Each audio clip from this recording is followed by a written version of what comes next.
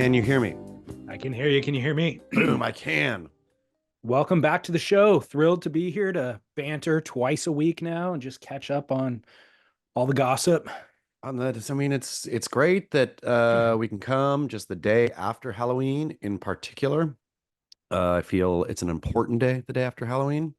Should be a holiday. I don't know why they don't give kids day after Halloween off. To be frank, it is utterly cruel. How are you feeling? Are you coming off of a hangover, a candy high? What's I'm going not. on? I noted as I went to bed last night. Wow, I was nice and conservative on the candies just by pure accident. Usually am sort of fiending through the bags. I did like when daughter came home and dumped the candy all out to take stock. I did do a sift through to look for Butterfingers, and there weren't any, I think, and so I gave up at that point. Candies go through uh, you know, fashion. Like Yeah, there's things that become popular or in vogue at a period of time.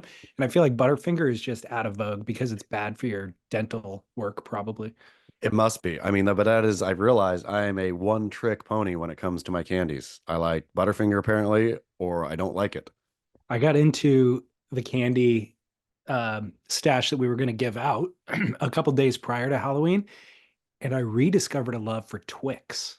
Oh, Twix is good. Twix is good. You know what the sneaky Twix is that I feel is even better than the caramel Twix is the peanut butter Twix, I didn't know that which, existed. yeah, peanut butter Twix has been around, I think, almost as long as the original, but hard to find. Interesting. So we had the little bite-sized ones, which when I was a kid, I thought was an absolute abomination. Yeah, First of all, it was called, well, there's bite size, but then there was fun size. And the fun. fun It's not fun. size, It's fun not size fun. I took umbrage with, of course, Yeah, because it was mislabeled. But as an adult, the bite size is great because you can have five different varieties yeah. and only one the equivalent of one candy bar. It's perfect. It is Yeah. perfect. I feel the whole candy from what I saw yesterday out on the mean streets. It feels like the candy industry needs a shakeup, though. Everything feels homogenized. You get the same thing at everybody's houses. It's either going to be a Reese's or a Hershey varietal or a Skittle, something rather else. And that's basically it. Like I remember coming home as a kid and having a wide range of like from, 100 grand to Oh man. yeah, to I don't know. I don't even think I saw any Three Musketeers in kids' bag yesterday. Three Musketeers I used to hate when I got. I thought that was a rip-off candy bar. Yeah, it was the last one I would eat. Imagine if C's got into the Halloween game and individually packaged things. It would crush it. How do they not do that? Crush. How do they not have a C's individually wrapped? Each one of those, they're already fun size C's. Why Yeah. not just throw a wrapper on each one and give them out? I'd be so They thrilled. they would dominate. I mean, I think they've figured out they absolutely dominate an entire corner of a market and they're printing money that way. And so it's like, why would we kind of spread ourselves thin, maybe lose some money if we don't do it right? Let's I just mean, keep but doing what we're doing. but there is one day for candy. There is one company of candy. How is that company not just saying, you know what?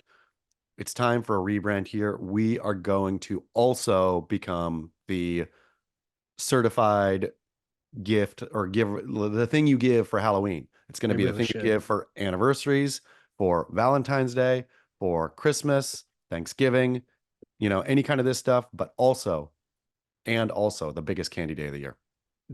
So I remember trying to get into a C store during the holiday season at some point years ago, a decade ago, and the line was out the door, Yeah. but I needed it. And so I was like, God, okay. So I stood in line. There was a woman, a couple of people ahead of me who is corporate gifting, and she spent, I want to say it was like $9,000 Yes. on C's. And it was like placing an order. It wasn't like she was walking out with that much candy at the time. But when you think about it, if you have if you work for a company that has to do corporate gifting, you have a certain budget allocated towards this thing. You have a handful or however many clients, they each get $100 spent on them. And so you're just going to try to simplify it. So what you want to be is a company who services that because That's that's the true. easiest money ever. Man, that's true. What is missing in the corporate gift bag that we could provide? That's what That's we need to spend some time thinking about. yeah. Because Listener, truly, yeah. listener, put your thinking cap on, call in. We'll give you a cut of this whole new business. Yep. All right. This is the grit. It's David Scales here, Chaz Smith there. It's November 1st, as we stated. Did you get dressed up and go trick-or-treating with your daughter?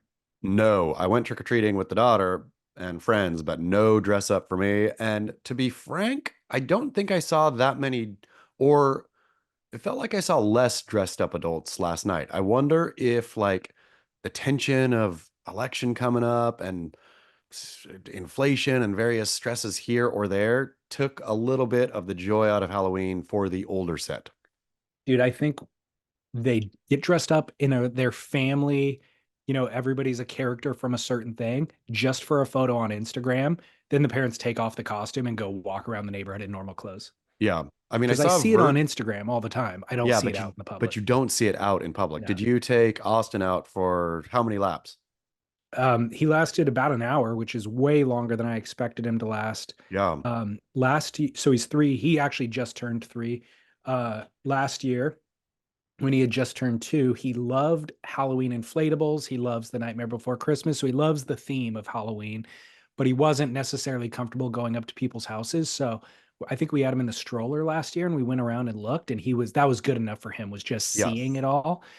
Last night we waited until a couple people came up our street, came to the door, and he was able to see what the whole process was because we had explained it to him. So I think he understood.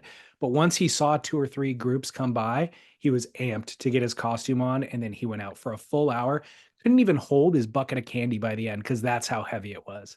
Good job. I mean, I feel that's where the magic comes. Like there's that where it turns on like, wait, and then it breaks down. I feel Halloween is, and trick-or-treating specifically, is so good for societal norms of it's the one time a year where I talk to half my neighbors or Right. see half my neighbors and everybody's friendly and stuff, right? And I sometimes think, well, why aren't we more friendly more often?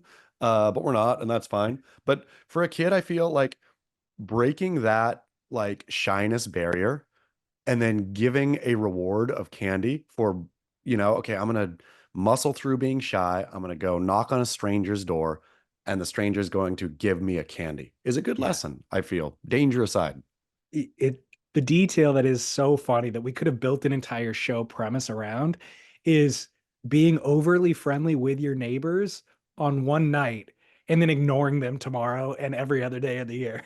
It is 100% true. There's one neighbor in particular down the street who he and I will go so far as to even glare at each other. There's no bad Totally. blood, there's no beef, but there's just I'll glare at him and he'll glare at me.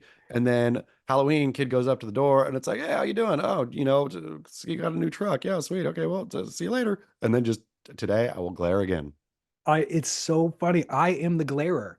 And yet Yeah, last night I was like leaping forward with my hand out, like, hey, how's it going? yeah, Great to see you, man. It's so exciting. Like, oh, yeah. happy Halloween.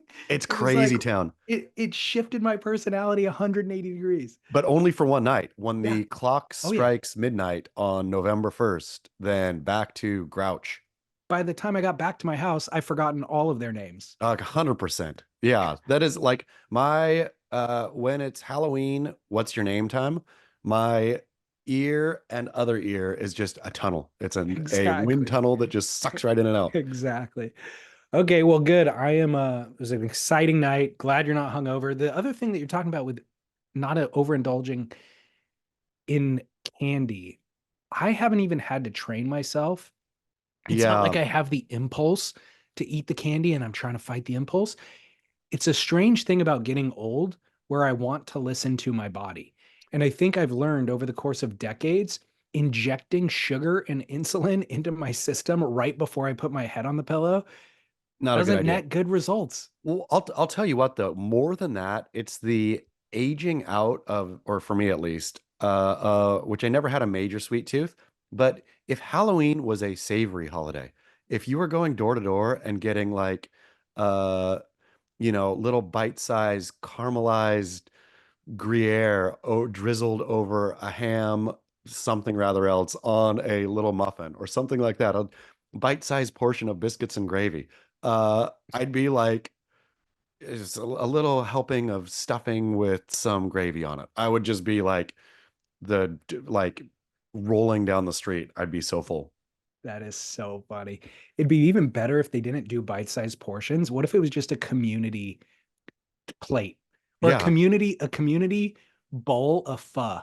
And you Yeah. just come and you get a slurp and then leave the spoon behind for the next kid. And your neighborhood organizes it by course. So it's like you start off with a soup course, Yeah. you go to the salad. That guy has the amuse-bouche, the Oh, palate cleanser.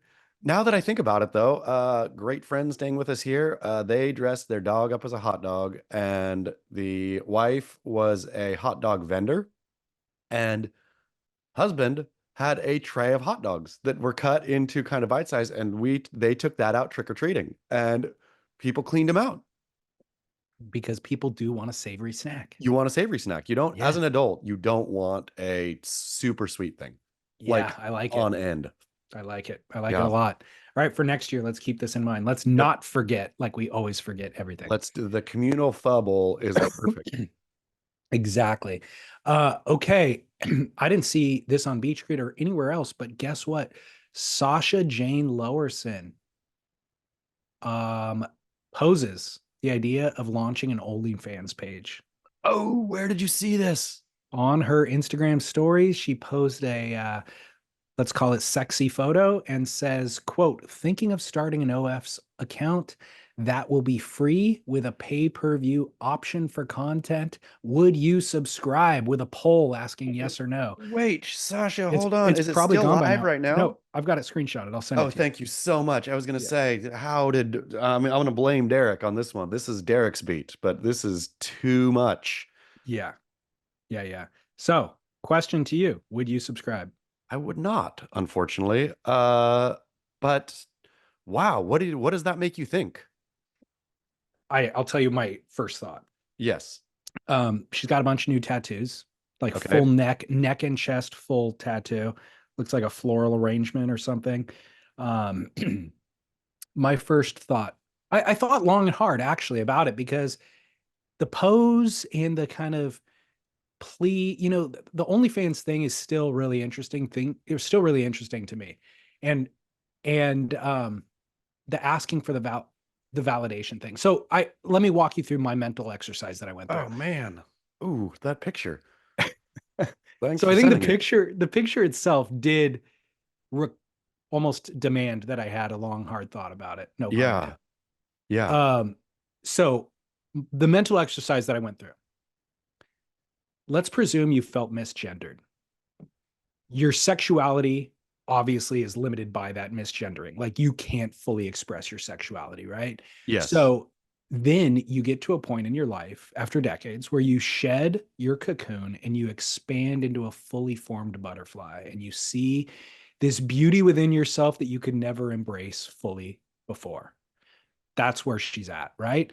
It's all a very personal journey, because, by the way, it's not really other people thinking these things about you. It's all kind of a personal journey. So then you develop such confidence that you're ready to turn outward to the public to see if the other people validate everything that you're feeling about yourself. That's the moment Sasha Jane is at right now. Posting a poll about it. My Yeah. question as I read that was, how cold and harsh is the slap that each person that says no, no, thank you, we don't want your Yeah. OnlyFans? I mean, Does that feel like the ultimate kind of like, oh, I'm going to shut my mouth and not, or do you just charge ahead and do it? And then even worse, potentially, is you launch the OnlyFans, you put a bunch of sex content out there, and nobody comes to see it.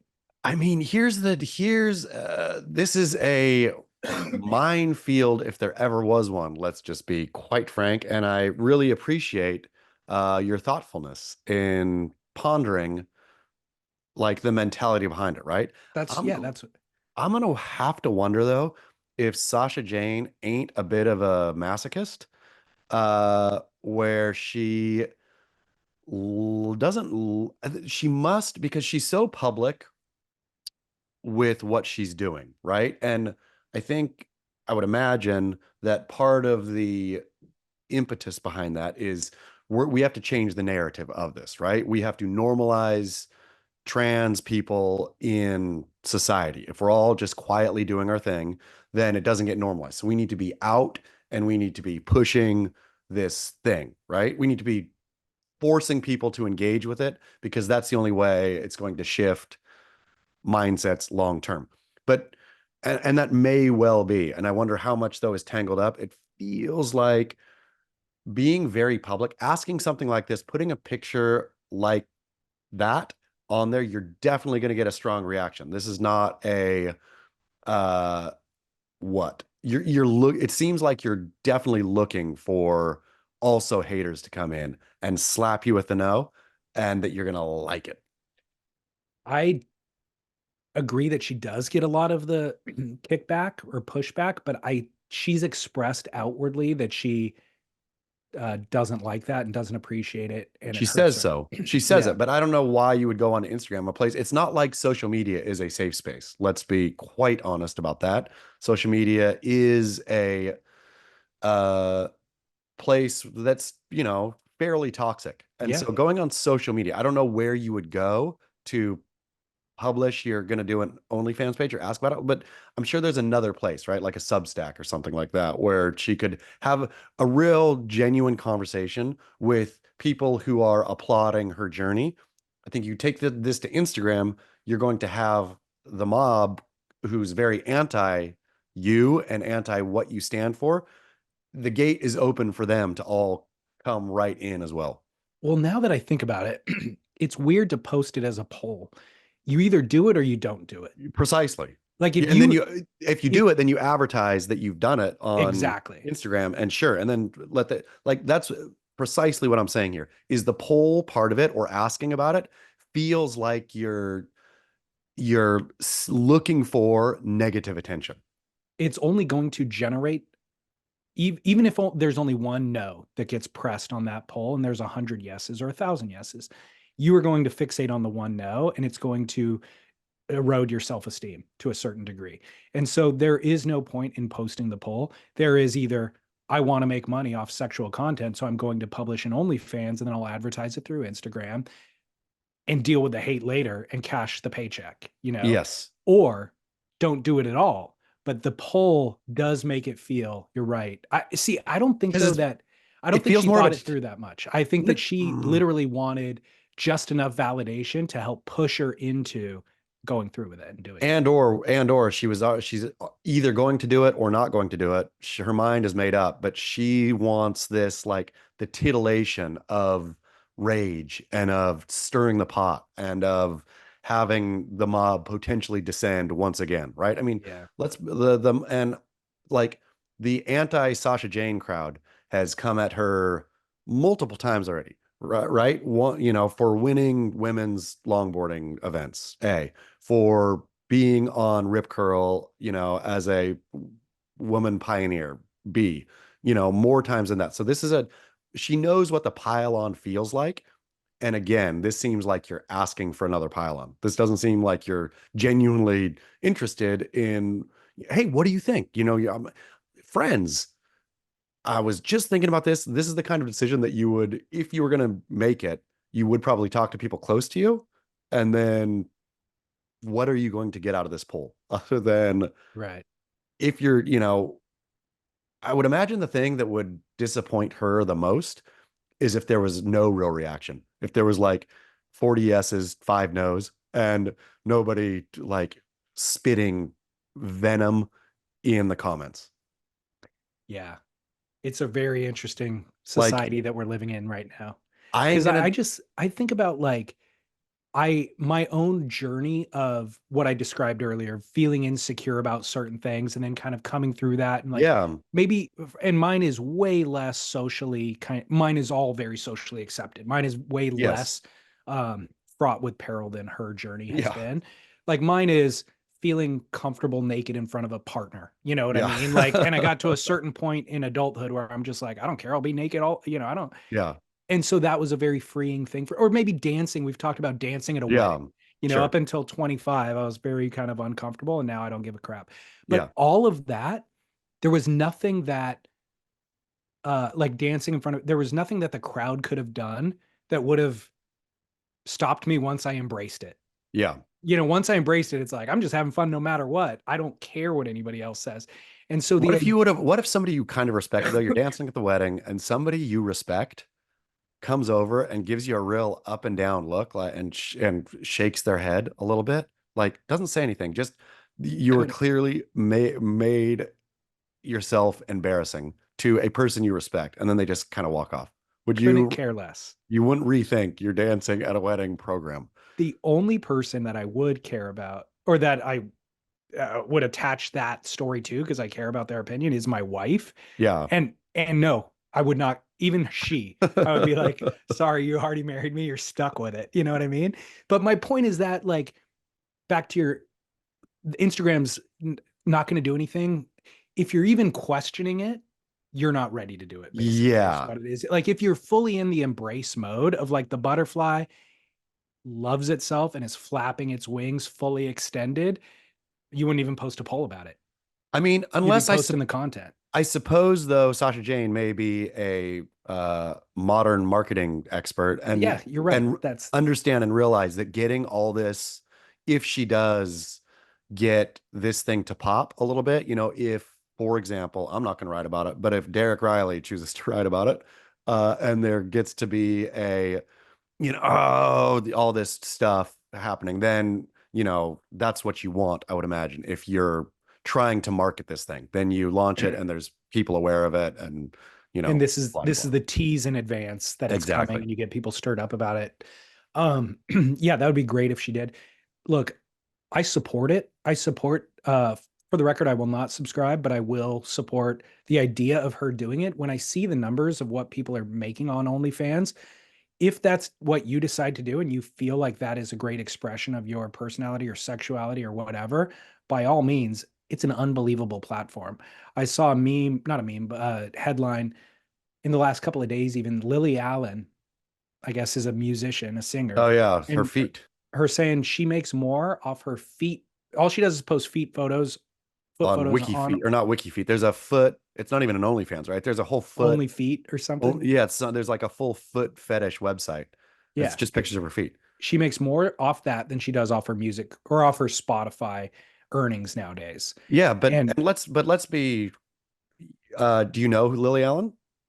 Did you know her?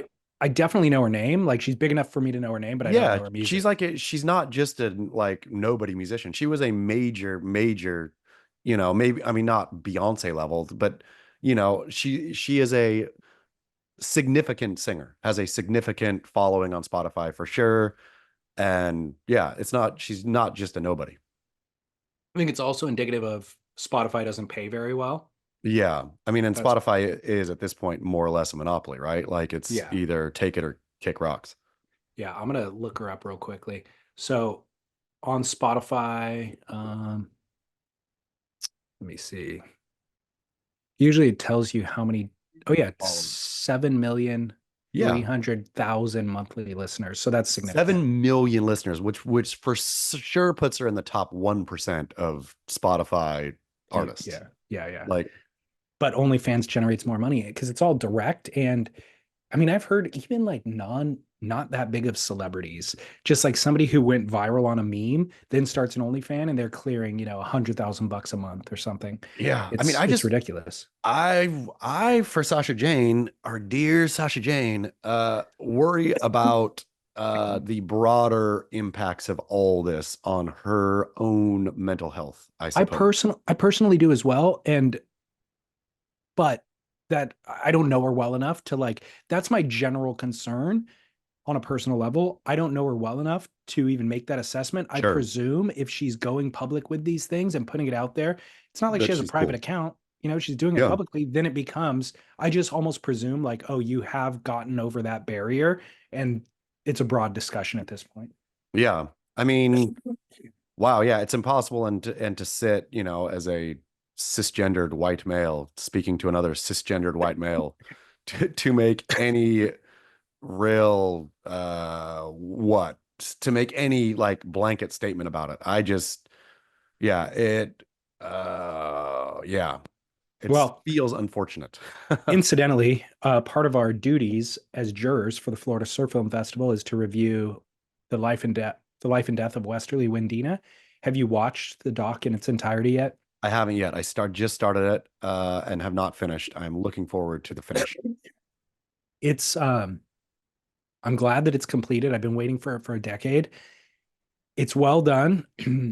There's some really, really poignant scenes in the film.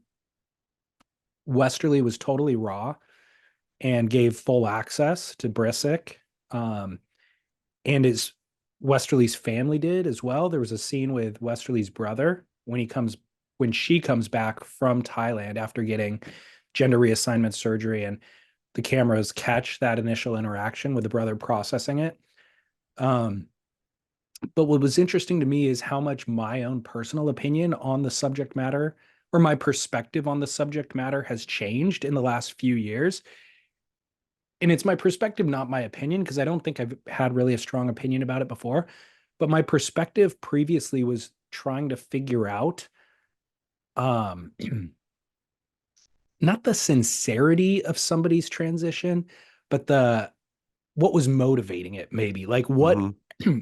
early childhood factors, or was it genetics, or all of that stuff? That was what I was always trying to figure out. At this point, I realized watching the film, that wasn't even a thought of mine. I was more realizing it is entirely earnest and sincere. Whatever Peter Druin was experiencing before, and it was manifesting as like this kind of flamboyance, but that was all sincere. The flamboyance was sincere. The depression was sincere.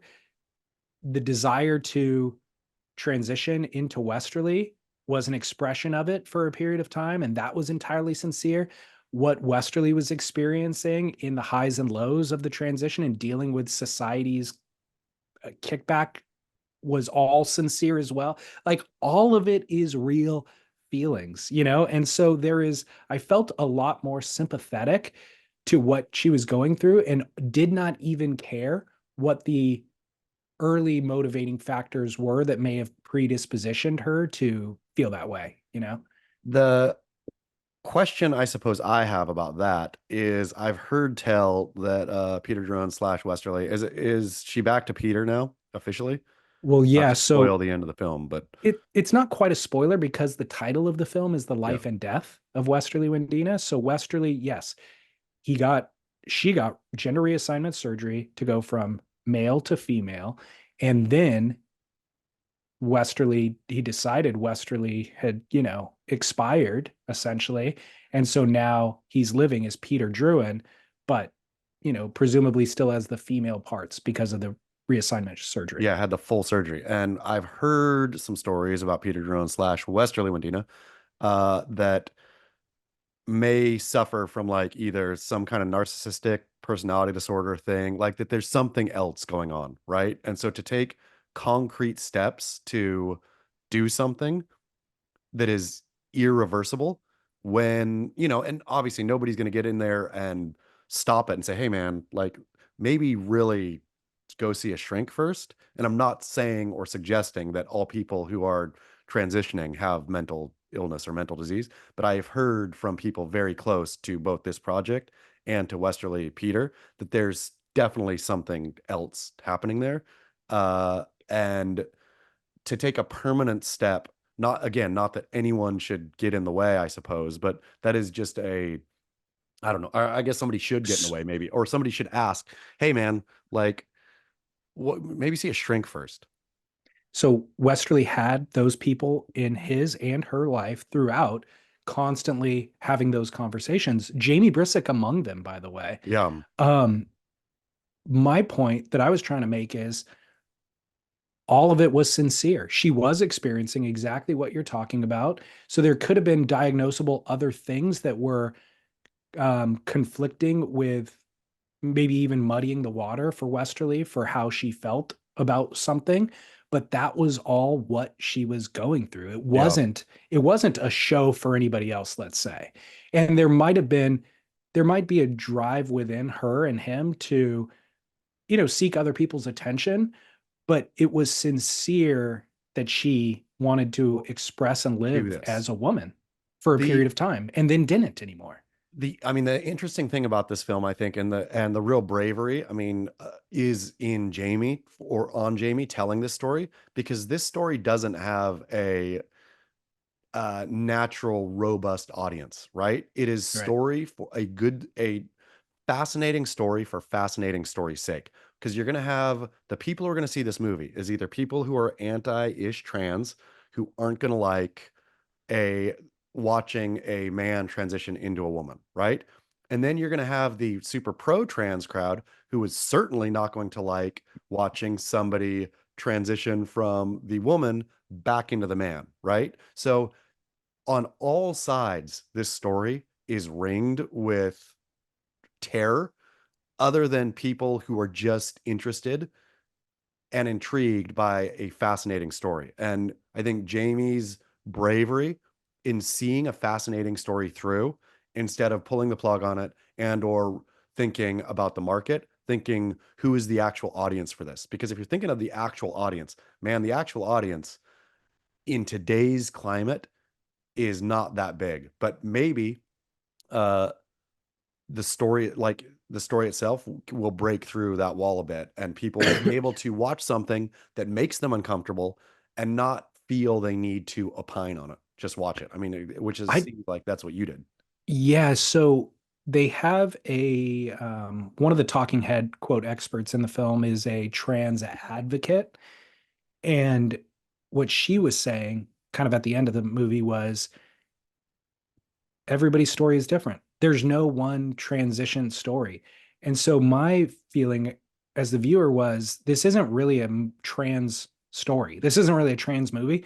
This is just an individual story. Yes. This is one person. I mean, I've watched 1,000 documentaries at this point in my life, and the best ones are these very focused, intimate pictures of somebody's experience and existence. And that's what this is beyond Yeah, anything else. the best docos I always feel are actually truly honest. When you peel stuff away and it's not performative and it's not uh like it's not shallow, but it's like deep and honest. Those typically are the best. This that was what I started trying to say was this was honest. And I thought prior that there was a lie going on, Yeah, that it was maybe artifice. and maybe multiple layers of smoke and mirrors. And I was always trying to get to the kernel of truth. And what I realized from watching the film in its entirety was that it was all truth every step of the way. It's just that Peter, when Peter was living as Peter, was one way one day and another way the next day. And so you weren't sure if what he was saying yesterday was the lie or today was the lie. And it was all the truth Yeah. for him in that moment, in that day. Yeah. So Fascinating. Well, it, people should how can people, it's going to be, is it premiering at the Florida Surf Film Festival? I don't know if it's premiering or not, but we will be screening in the Florida Surf Film Festival in 2 weeks, November 14th and 15th, I believe are the dates. I will be there in Florida, Daytona Beach. Go to floridasurffilmfestival.com. Let me correct that. 15th and 16th, Friday and Saturday of November, 15th and 16th. So come there and see it if you're anywhere near Daytona Beach, Florida. And then I don't know, there's probably a website with a listing of different screenings, but once it goes live to stream, you and I will absolutely let people know. Great. Okay, perfect. And it's all based on a book by Jamie Brisk called Becoming Westerly. So you should go read that too. Yeah, and real tip of the cap to Brisk. I feel that his bravery through this whole thing is should be stood and applauded. Part of that story is I think this film was all but finished a couple of years ago, but the societal temperature was not right to release it to the public because, you know, it's just fraught with a lot of controversy. But the other thing is, I think at that point, even maybe the trans community would have not embraced the story because maybe there is other mental illness involved that people would just be like, oh, all trans people have, personality disorder or something like that. And I think at this point, all communities are a little bit more complex and they understand the complexities of it a little bit better to understand that again, this is just an individual story. Yep. I hope and I think, I don't know. Yeah.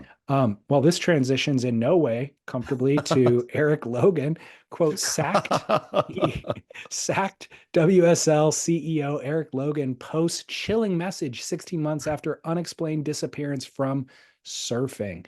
He took to Instagram with a selfie video, as he does, trying to give advice that nobody asked for, and said, quote, what happens in a situation when an employee does something that causes harm to an organization, end quote. It is hilarious. The lack, I mean, I gotta say at this point, all evidence points to only one explanation, which is that For Erik Erik Logan's Logan, firing. no, for Erik Logan's person, Erik Oh, Logan's existence is that he is a deep, deep, deep level comedian. He's doing like Charlie Kaufman stuff or Andy. and sorry, Andy Kaufman stuff, where this joke, he plotted it out when he was working in radio, like decades ago. And he said, I'm going to cosplay as this absurd man who goes on an absurd journey, and I got to keep a straight face the whole time. I got to play this to the end because that's the only explanation that makes any kind of sense. Nobody is as clueless as Erik Logan. Nobody is as like happy to be publicly clueless as Erik Logan.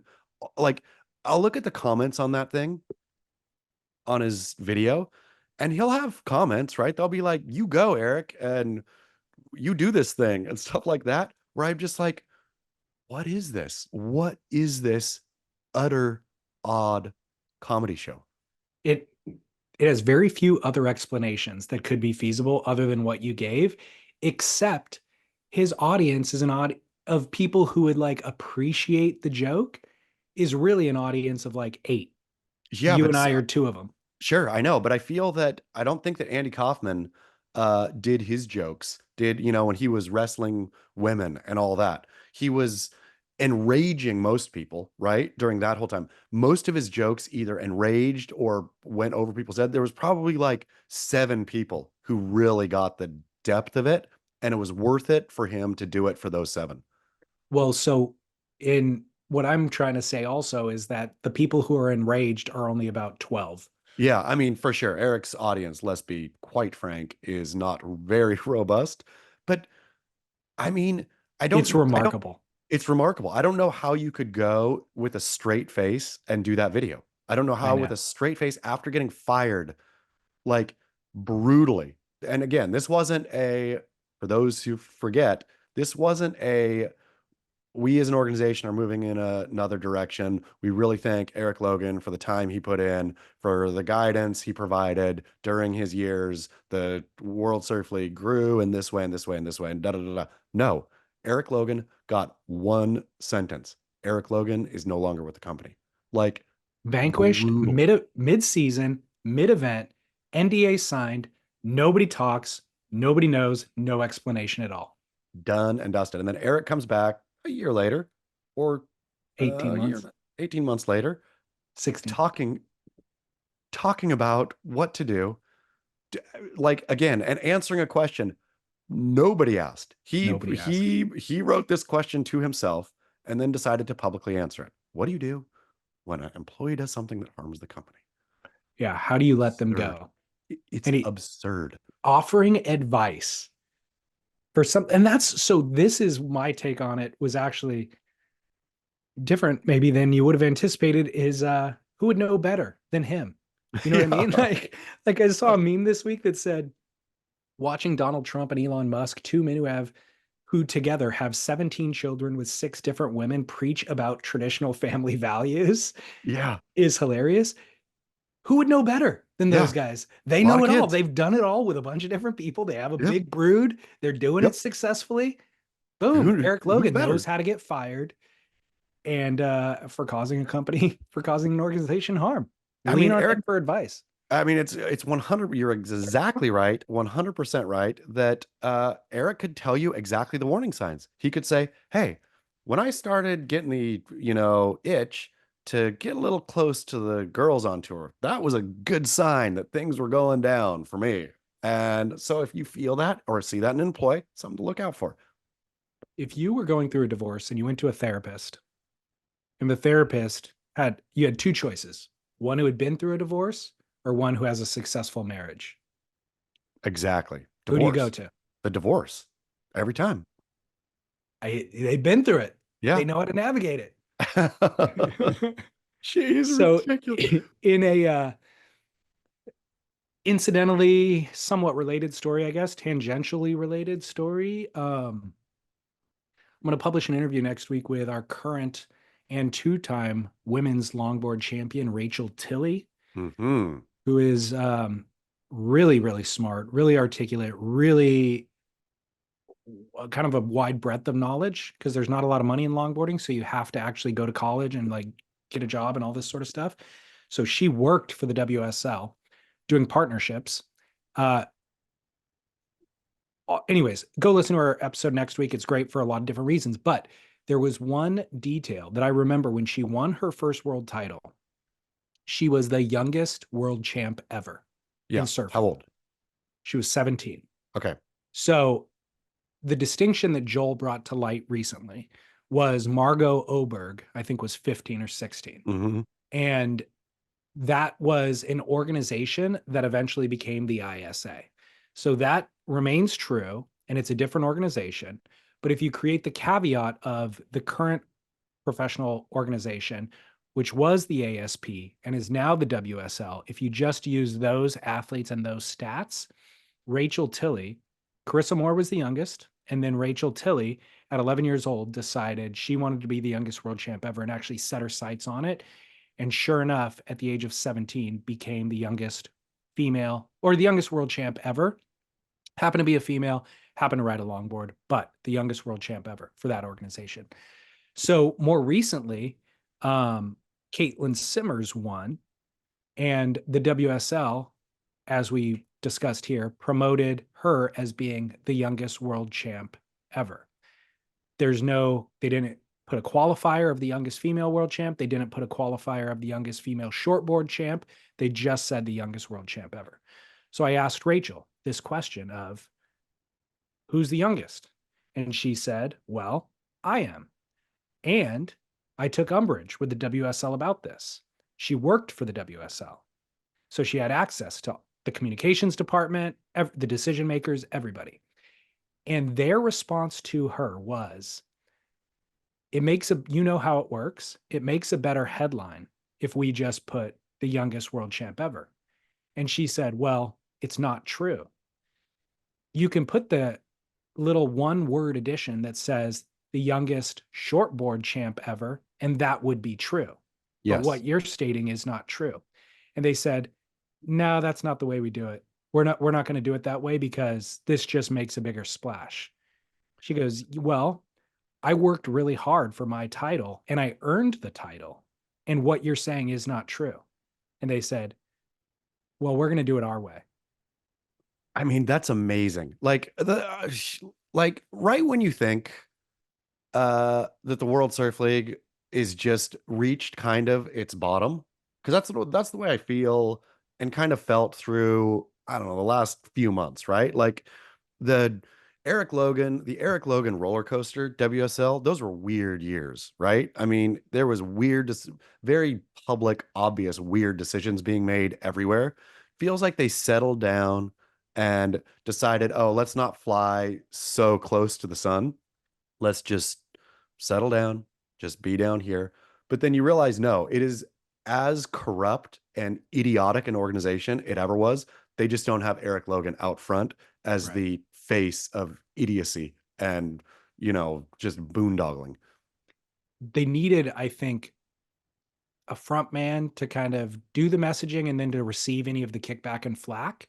I don't even know if they needed it, but he was willing to be it and put on the sequin jacket and like really do the song and dance. And then post to Instagram from behind the scenes at events, hugging people and stuff.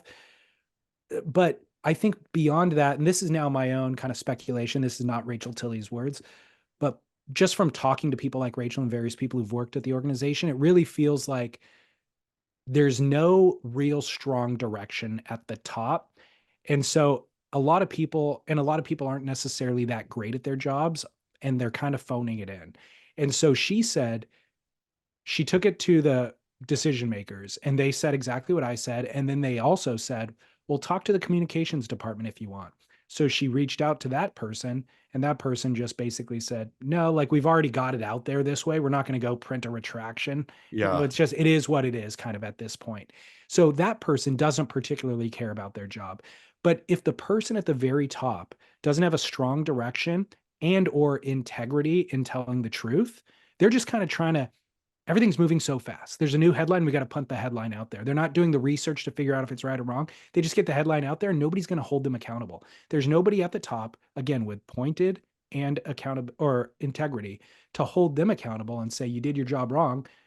You just have some athlete popping up who really doesn't have a platform. There's no news. There's no legitimate news outlet that is going to go hold you to account. It's only you and I here doing this. And Yeah. so you can just let that athlete complain, and then she's going to go away eventually. And who cares, you know, I mean, yeah. I mean, I think it truly also points to the fact that nobody in the room actually cares about surfing or competitive surfing. at Because all. if they cared, then that would mean something to them, right?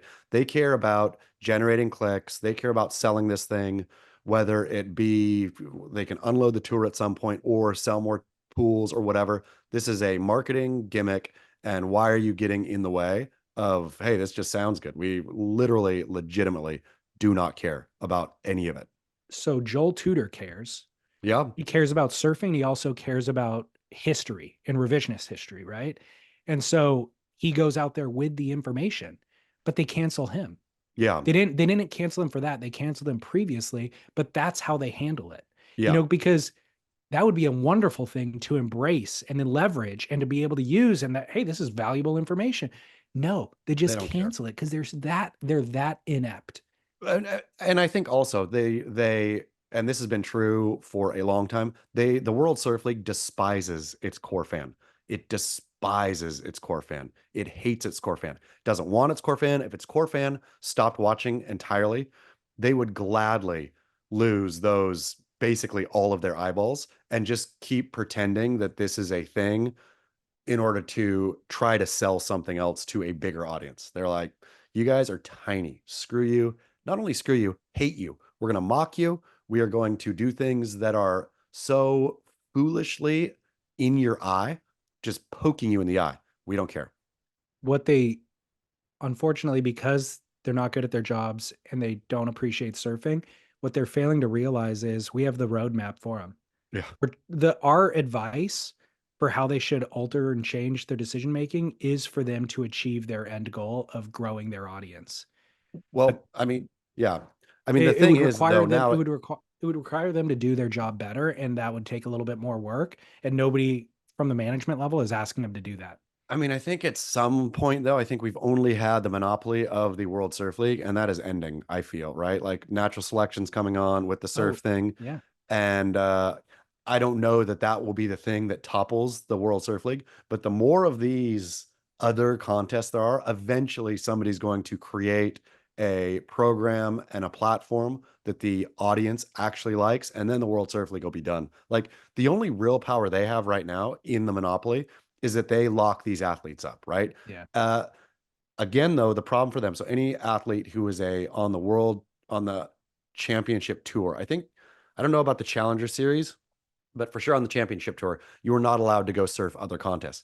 Problem for the WSL is it used to be ASP days and early WSL days, yes, uh 90%, 95% of the world's best surfers were on the championship tour, right? That is absolutely no longer true. Like you could name dozens of names of epic surfers who you'd want to see in a contest who aren't on tour. That's going to be what Kelly actually, Slater.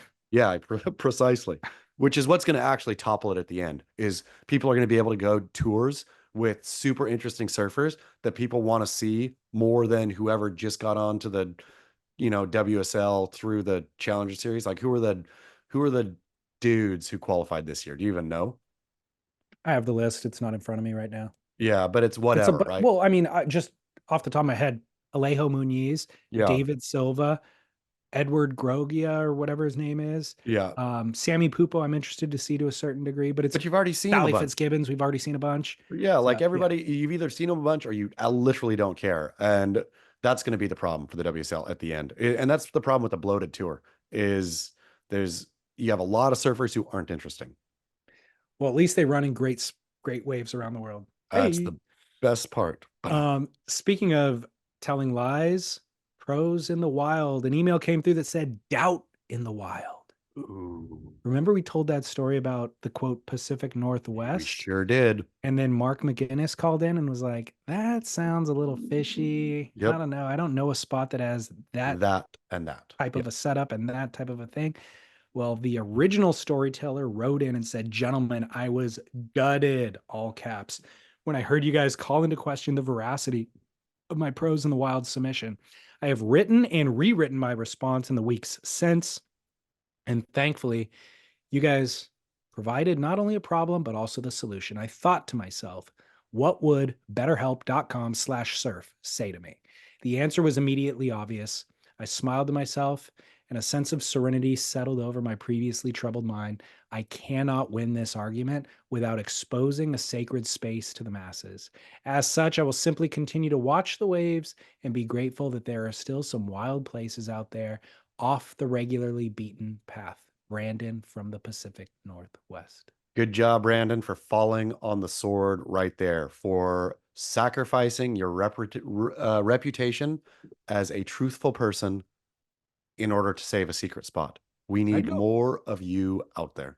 I'd go a step further and say, Brandon, perhaps we were creating the smoke screen for you by printing a retraction after we shared your story to make it seem like your story was made up and therefore keep your spot hidden.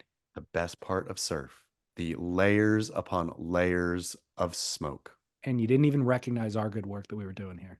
Speaking of Pros in the Wild, I brought up the Pros in the Wild to Laird Hamilton himself, the Pro in the Wild featuring him on his board. Did I get this? Did you listen to the so correct me if I'm wrong. So I told Laird, hey, on the podcast, have a segment called Pros in the Wild you feature regularly. Laird cracked a smile.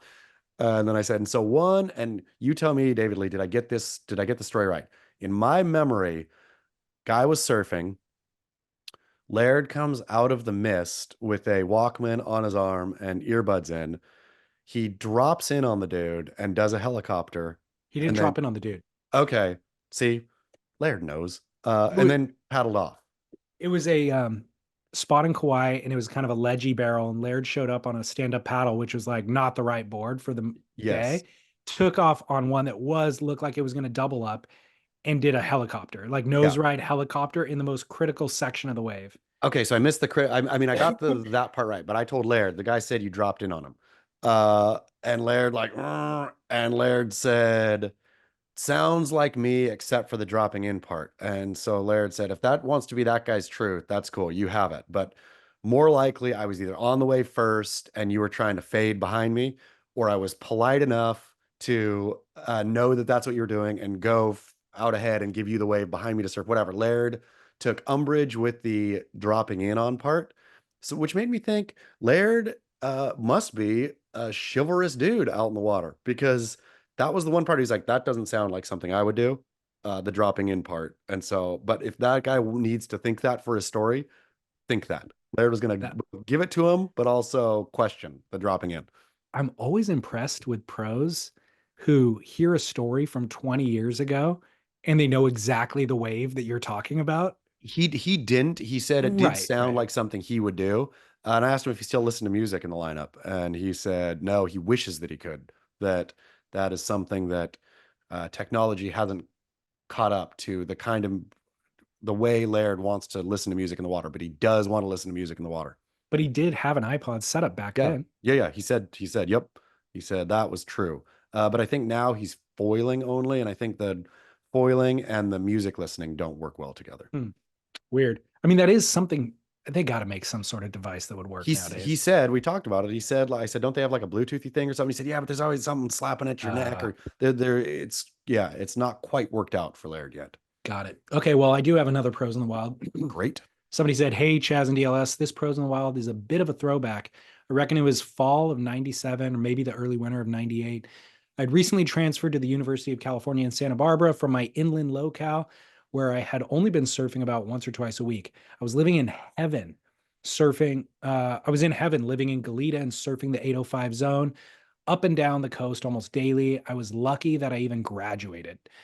One day, and one cold and foggy morning, my friends and I headed out for a surf somewhere south of campus. I won't name names out of respect for the local crew, though it is not a secret spot. I packed my gear to include my brand new bright white off the rack 6.0 Channel Islands MTF with glassed on fins that I had recently purchased from their OG shop in Santa Barbara. The waves were average, nothing super memorable, maybe waist to chest high. Crowd was pretty light at the spot that morning and the vibe was mellow. My buddy and I were out the back and we looked back at the beach to see a few other people on the beach with boards under their arms preparing to paddle out exactly where we were sitting. We were about to get triple owed, ERBB style, ode to the Surfer Magazine message form. I have no idea what that meant. Yeah. I was never on that message form. Anyways, as the trio of dudes get closer, I look over and recognize it to be Dan Malloy, Tim Curran, and his brother Nathaniel. I did my best to play it cool and just nod my head and say hello. They find their peak and we settle into ours and enjoy the session. A wave comes my way. I swing around, surf it to the best of my meager abilities. I manage to take it all the way to the beach and attempt a little floater on the end section to step off onto the sand.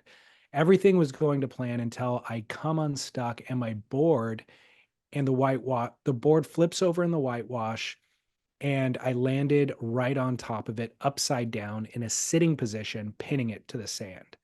I stood up with the worst Charlie horse ever. It felt like Mike Tyson in his prime had given me an uppercut straight to the butt cheek. I set my magic board down, reached behind me to rub the afflicted cheek, only to feel my index finger disappear and feel very, very warm. I turned to look at my right index finger, and there's a little bit of blood and what appeared to be a gaggle of fish eggs. I had bunches of pieces of ass fat stuck to my finger. I started to feel lightheaded. I set my board down and started waving and yelling for my buddy to come in. And eventually he did, but not before Dan and Nathaniel paddled in to assist me.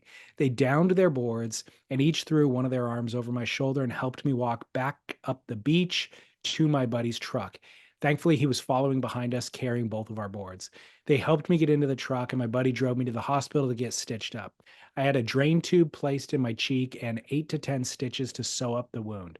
The board survived unscathed. Superior glass job by the boys at Channel Islands.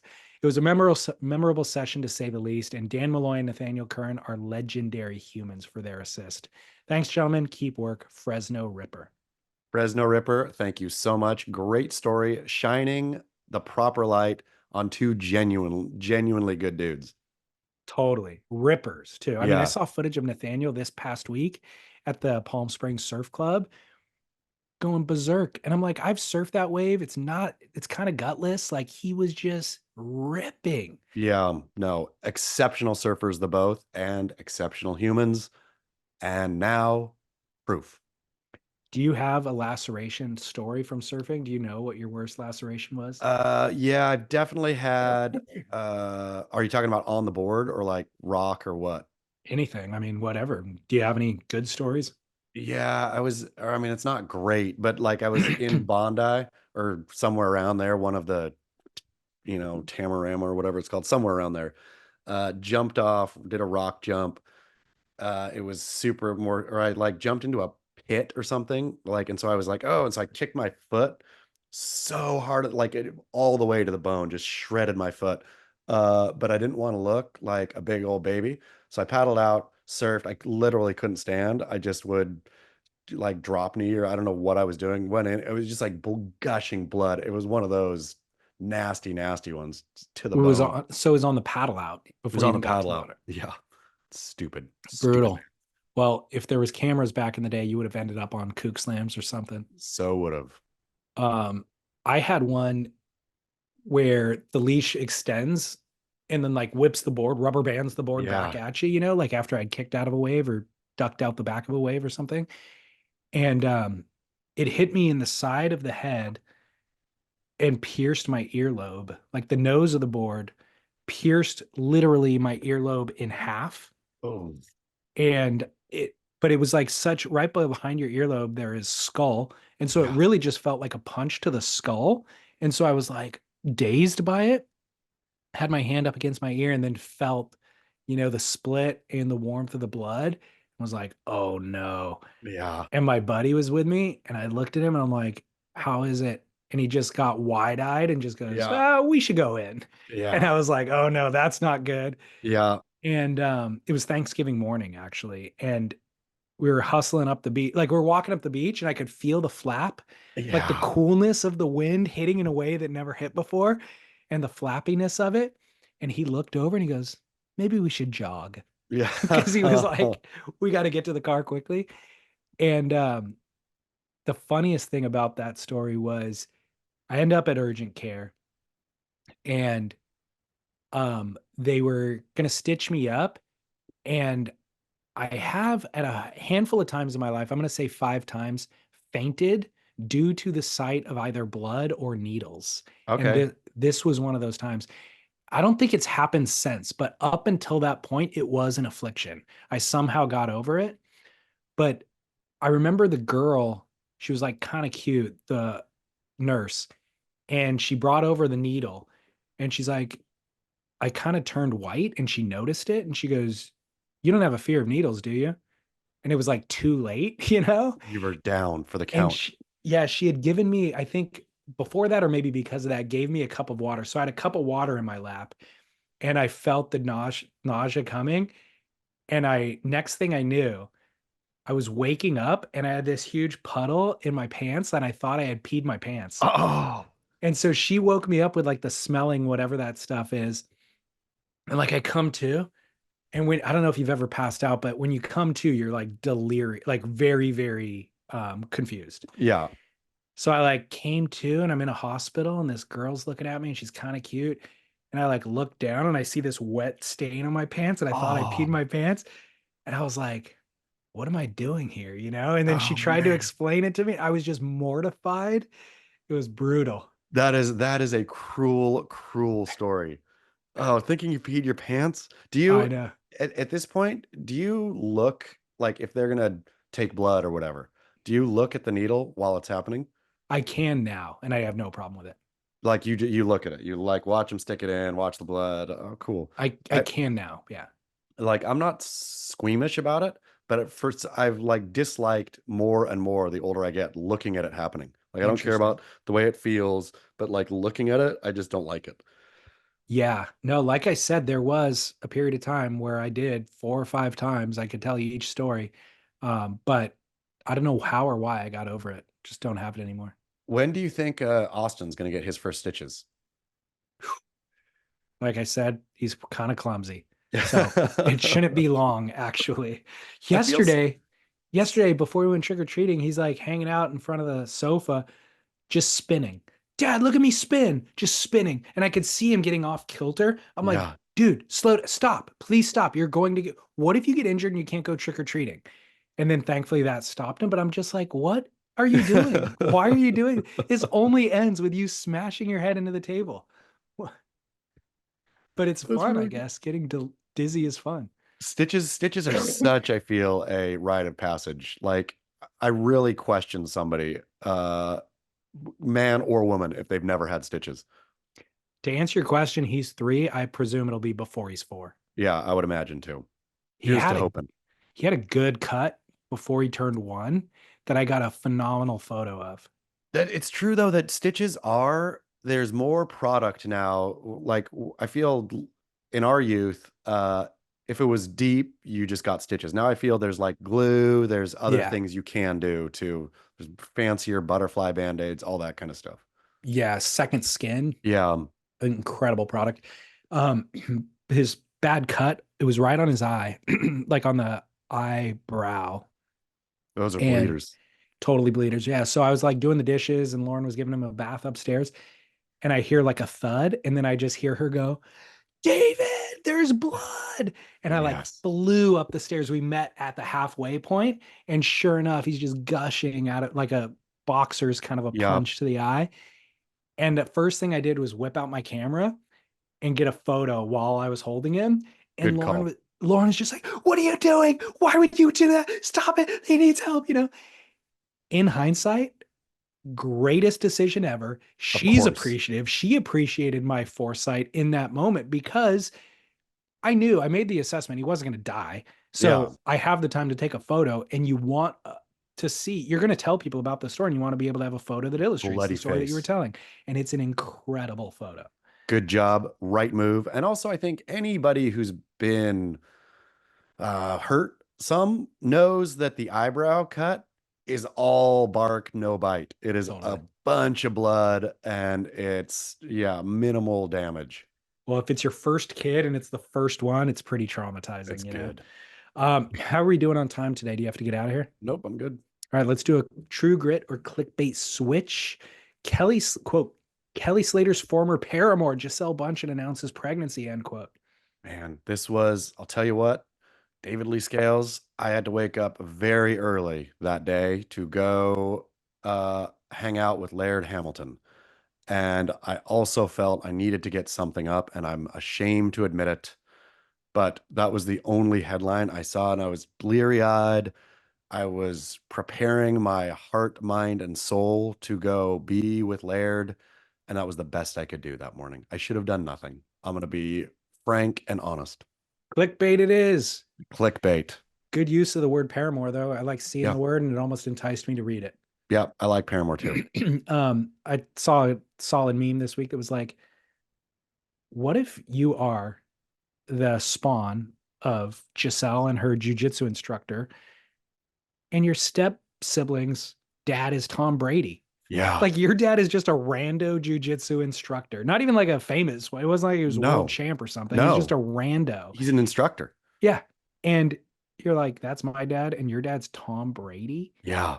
And I mean, it's that kid. Luckily, that kid will probably come out of the womb knowing jujitsu. So he'll just like go strangle the Brady kids, strangle his siblings right away That's a or good point. her. Yeah. Um, Interesting move from Giselle, right?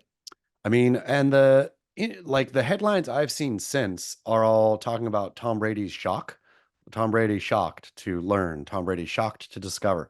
I'm thinking, why does Tom Brady care? Like, as far as I was aware of that whole story, like he made decisions to, end the thing by keeping on playing football or whatever it Yeah. was. Why are you shocked? No matter what your ex does, like unless it was, Gisele Bündchen found to have a years long, $20,000 a month cocaine habit, or Gisele Right. Bündchen arrested for robbing a bank or something. I can imagine shock then. I can't. She got together with somebody and is having a kid, and so you're shocked. Seems like if it's true that Tom Brady is shocked, seems like he's a real asshole. My confusion with it, I hate to be cynical about love, but Yes. my confusion about it is, did she have like this burning desire to have more kids? Or I, I just think of life circumstance. She already has kids. She already has a marriage. This is a fling. Potentially it becomes a marriage or a long-term relationship or whatever. But what is in it to have a kid with this guy? And so the cynicism is not acknowledging that maybe you love somebody so much that you want to share a child with them. But I don't know, like, can you know that if it's only been a year, if it's only been 16 months or whatever? I think you can know it. I mean, maybe she probably coming out of the Tom Brady years. I would imagine Tom Brady was a lot like Kelly Slater in terms of, and once again, not being critical, but in order to be the best at that level, it's not just the best. It's not just, I won a Super Bowl or two, right? Like the amount of winning that Tom Brady did means that Tom Brady is thinking and focused and into Tom Brady every minute of the day, just like Kelly Slater is into Kelly Slater every minute of the day. And that might be changing a bit for Kelly now, but I don't think it ever does. I think you cast this die and that's who you are, right? And you being that way made you that great to begin with. And then your greatness ends, but you're still completely self-obsessed. So Gisele comes out of this marriage. There's this dude who's just a good dude, and she falls head over heels in love with him because he's not self-obsessed, right? And then so now she wants to start a family and do all this. That she is completely in love with jujitsu. So the problem with the scenario you just painted is that is the definition of a rebound.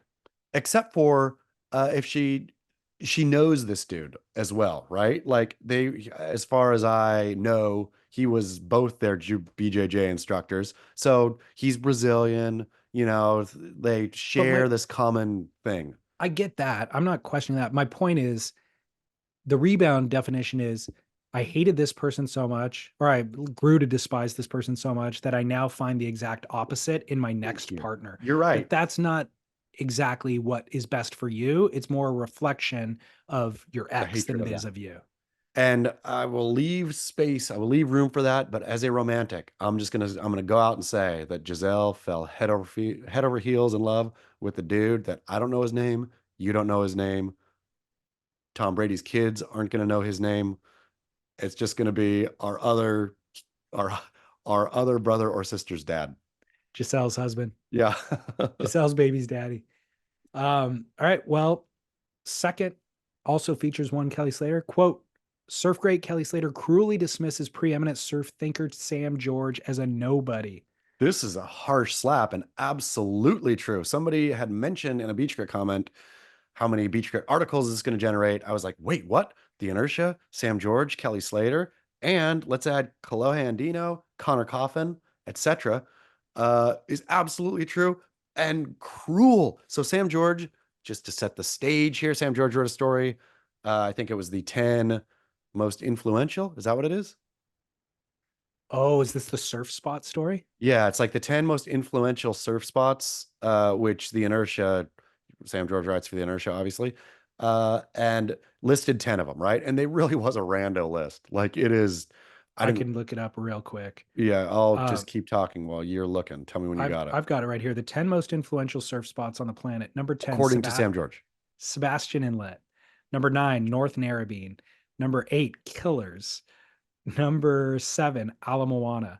Number 6, Piahi. Number 5, Cape St. Francis. Number 4, Malibu. Number 3, Honolulu Bay. Number 2, Steamer Lane. Number 1, Waikiki. Okay, and so here's where these like it all, and I'm not disagreeing with George's list. That's immaterial, right? Like anybody could make a theoretical list of important places. Now, there is some, let's just also be honest, there is some glaring omissions in Sam George's list, including but not limited to a ton of waves, right? Pipeline, uh, bells. There's like so many, so many. In any case, Kelly's response though, and further setting the scene, Sam George isn't just a writer for the Inertia. He's not just somebody who kind of, does his job and gets along with his day. Sam George has positioned himself as the most important surf voice, the one who all, knowledge and da da da reside within the big kahuna. Like he is very purposeful about his public image. He talks at universities. He is the one, right? He does documentaries where he is the talking head. Uh, Sam George has made a career of putting Sam George at the top of surfing's intellectual hierarchy. Kelly Slater in the Inertia Instagram just said, "Who wrote this list?" Zero idea. Like, and then that was the pile on for everyone. Not one person said, like Kelly, as Kelly does, got like 40 or 7 or 50 replies to his. Nobody said, Sam George used to be the editor of Surfer Magazine. Nobody said, people were just like, I don't know, weirdo, an AI bot. Then 𝐿𝐿𝐻 gets on, whoever wrote this list should be fired. Ha ha ha. What, like treating Sam George like the Inertia intern that he is, but not that he thinks he is. Just to be nobody, not one person in the comments in response to one of the pro surfers making or saying, "Who is this?" said, "That's Sam George. You probably know him." Or, he's like, which is to be labeled a nobody is the cruelest punishment of all. It's not like, oh, it's Sam George. He always has bad opinions. Or Kelly Slater saying, another wrong one, Sam George. Right. Like he doesn't even give Sam George the dignity of being a person. Um, I don't know if they amended the caption, but in the version I'm looking at right now, they tagged Sam George. Yeah. No, They they wrote they put a quote from him and then put his name in it. So Kelly presumably saw that it could have been Sam George, that it was Sam George. Yeah, and or I mean, and this would be the most cruel part of all, Yeah, doesn't know Sam George. right. Like that means nothing to him, right? Maybe as it rings a vague bell to the time that he did magazine stuff or something like that. But He knows. Sam, I mean, Well, he for sure knows who Sam George is, but he could have been intentionally not acknowledging it. I mean, that's what I'm saying though, is that whether it was purposeful or accidental, it is the cruelest of cruel things to do to somebody is just who like Wild. is amazing. So it's a wild ass list for It's Sam a, George to put out there. It's wild that the inertia wouldn't have some sort of editorial conversation with Sam George and be like, this is a weird list, man. this is a wild list. And then thirdly, that they would publish it on their Instagram. One thing if they put it on their site and bury it, why would you put it out there for everybody to laugh at? I mean, I think they knew, and somebody, or not that they're intelligent, but enragement is engagement. I think they knew that it would get the people going, and it worked. They got Kelly Slater to comment on their Instagram, which therefore led to a larger discussion. And of course, it was all mocking the inertia and Sam George. It is all at their expense. But I think this is a classic case of no such thing as bad press. Like they have people talking about the inertia, which, Remarkable. yeah, it's a good job. Has Sam George lost his mind? I mean, Sam George is so up Sam George's own Sam George that, and this is not just this is also my perspective from the outside, but I have heard this from people close to Sam George, that the way Sam George carries himself is as a dignitary, and it is ridiculous. So I think he's just so lost in his own dignity that he puts this list out. He thinks he's super smart. He for sure knows that it's somewhat provocative, right? Like, but would think that he could reason and argue and, you know, tear down with his encyclopedic knowledge of surf history anyone who dared question. I'm sure Yeah. it's like a power trip for him to do that, right? It's for sure a Yeah, power yeah, trip yeah. to leave like pipeline and stuff off. Yeah. Wild. Yeah, he's a The silly, funny, like, we've talked about before, Kelly's willingness to engage in the comments is incredible to me because I was stopped at a stoplight, opened Instagram, saw that headline, and was like, God, they're dumb. And then closed it and walked away. yes. Like, never thought twice about commenting or Yeah. engaging in it at all. And right now, when I looked at it, not only did Kelly leave that comment, he replied to a ton of the other people Yeah, who replied to him, and he gives long, thorough explanations for why precisely. what His spot he list is thinks should be and why that one shouldn't be. It's like, wow, that guy's got more time than I have somehow. I had a not to bring everything back to Laird Hamilton, but I had a real revelation. Like before I went and did the Laird thing, uh Kelly and Laird in my mind were the two people that if somebody's going to identify a person with surfing in the broader world, it is Laird. We have Laird and Kelly, and they're kind of the same. Hanging out with Laird for half a day, I realized Laird is Laird because he's Laird. He's the best. Kelly is a buffoon precisely for doing this kind. And funny, I don't mean a buffoon, but Kelly is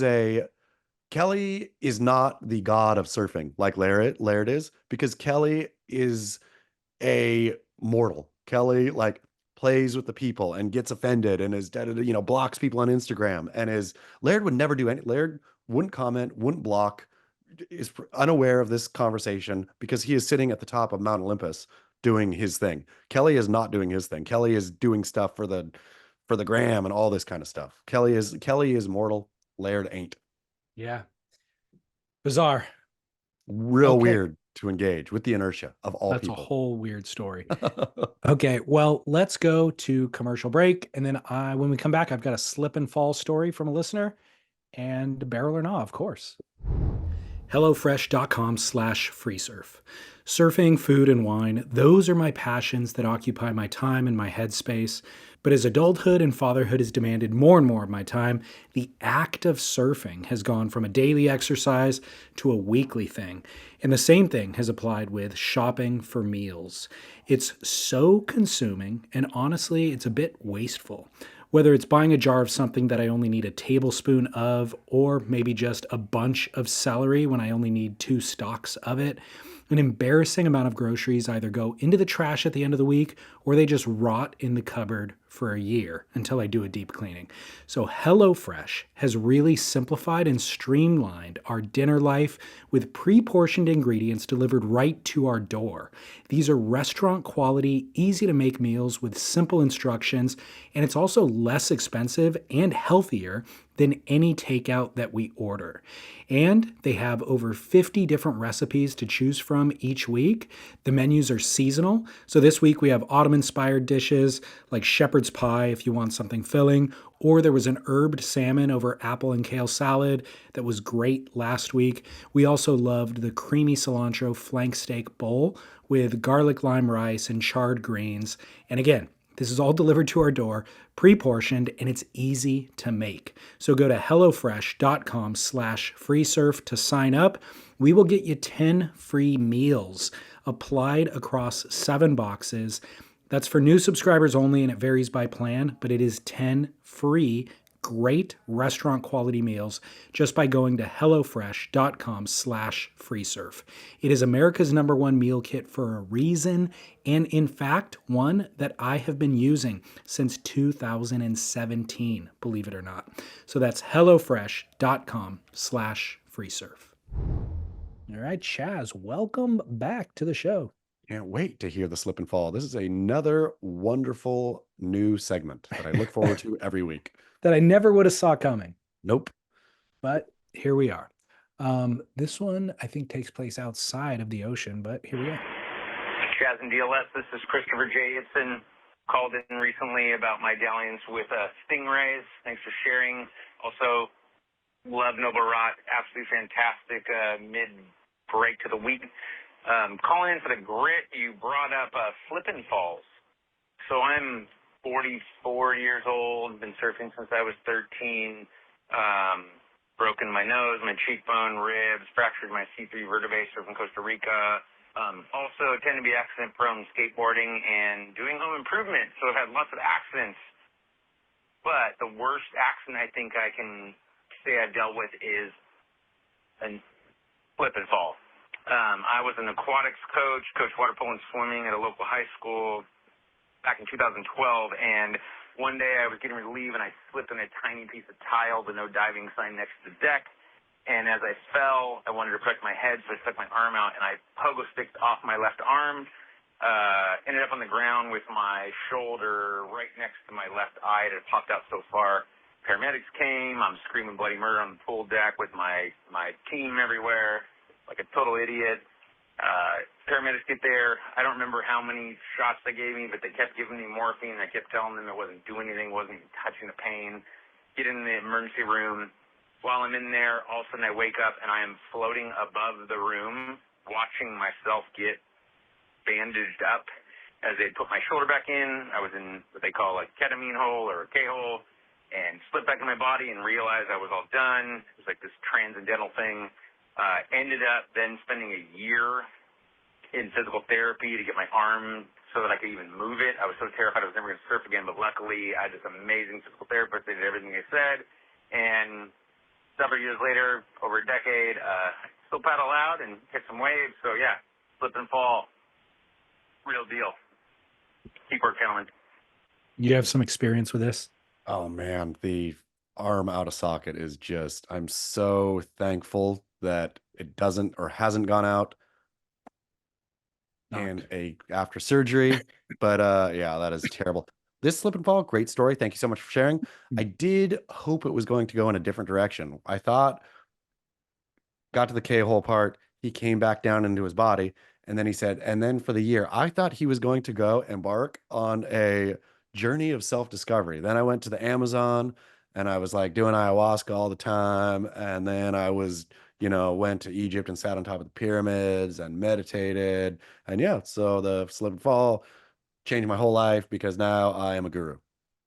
Did you ever see, I think it was Zoolander, Owen Wilson giving a similar story of going on a year-long journey after he has this one little gateway through this thing. And then at the end, he's like, and then I woke up Like the whole Yeah. thing was a dream. They're like, wait, what? We were engaged for that entire journey you went on. He's like, Yeah. I've never even been to Mount Vesuvius Yeah. or whatever. Yeah. It was all just induced. We all have had that where you've overdosed by just give me more. I don't feel Yeah. anything at all. Just give me Yes. more. And then you get hit and you get hit and you're like, oh shoot, it's all Ooh, kicking in right now. See you guys later. completely. Oh, that was one too many. Or that was like one Eight too too many, many. like 18 ago. Yeah. Exactly. Um, I have seen in movies, but never experienced that itself, where Float. floating above in the Yeah. corner of the room, watching the whole experience.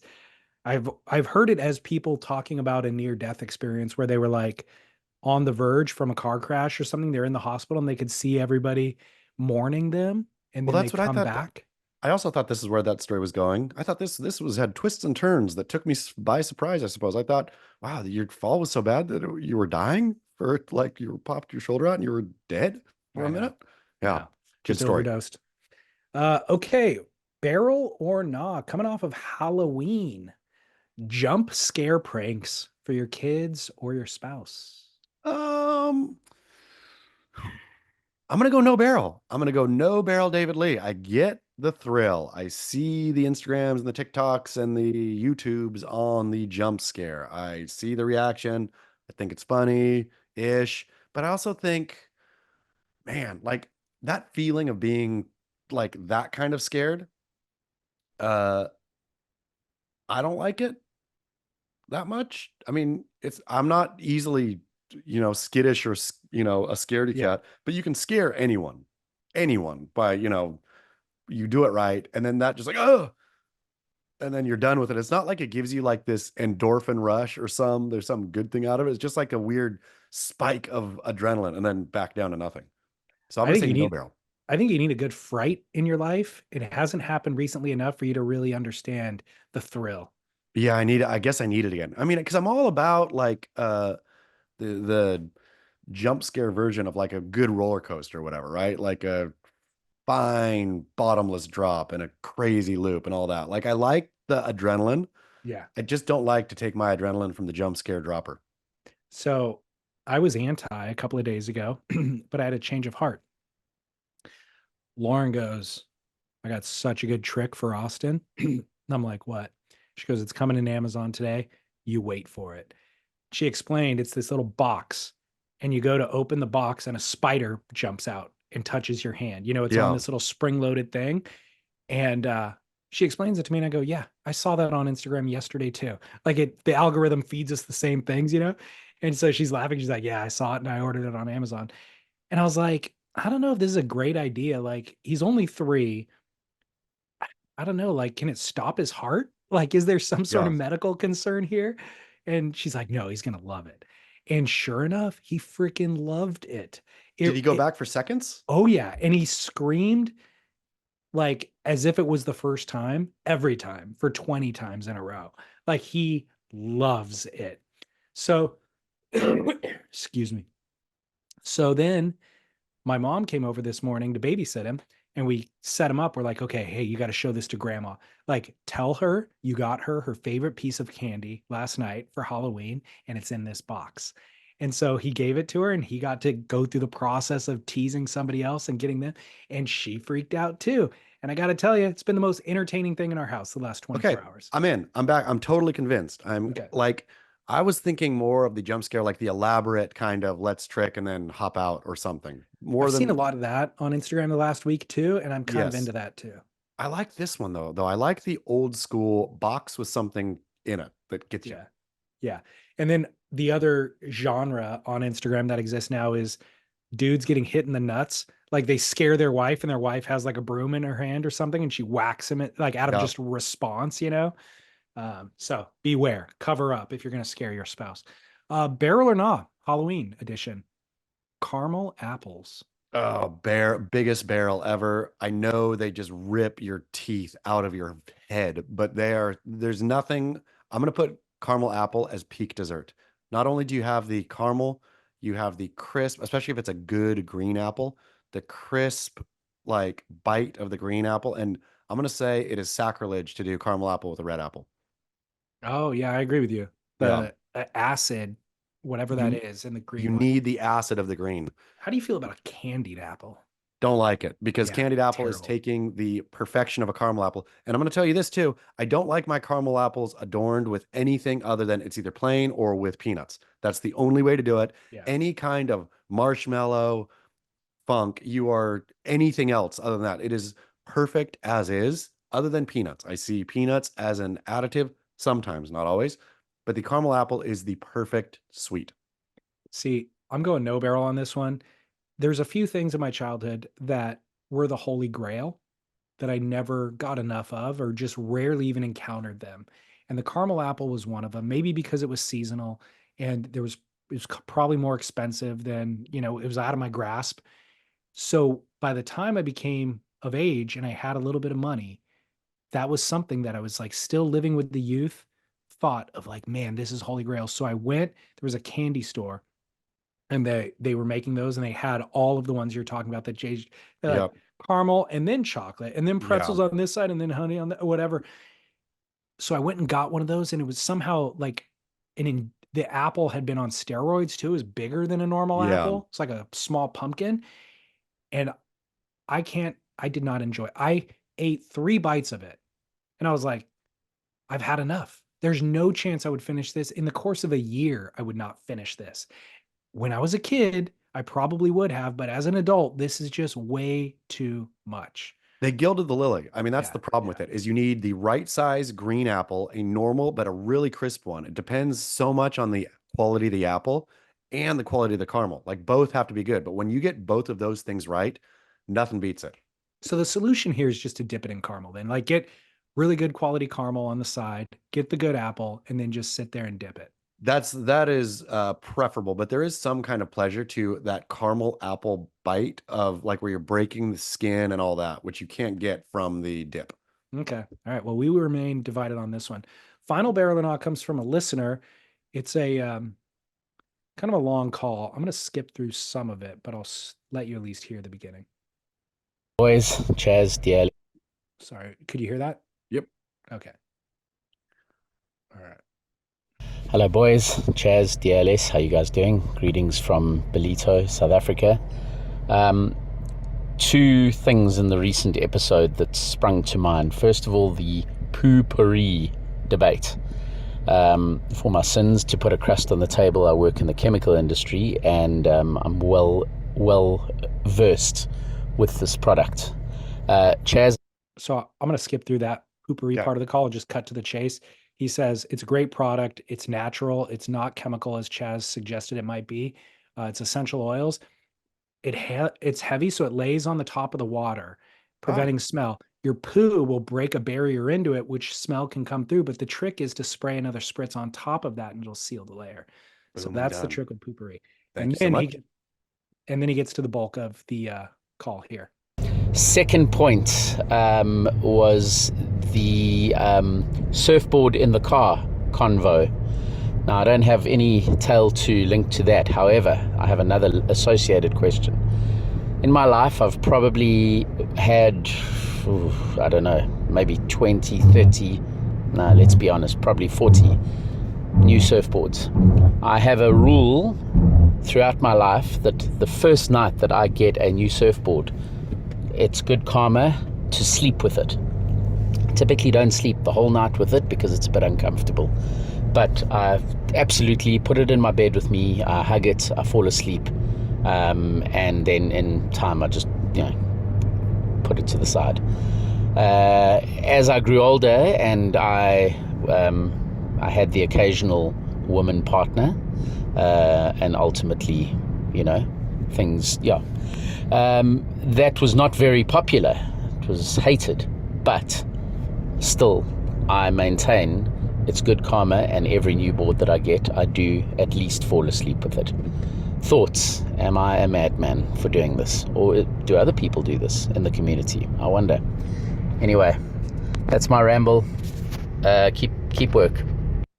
Barrel or not sleeping with your surfboard. Absolute barrel. I mean, it was something that I don't think I ever fell asleep as a kid, but I would put it, just put it in bed and just gaze at it as a kid. If you got a new surfboard, it was the most precious thing in the world.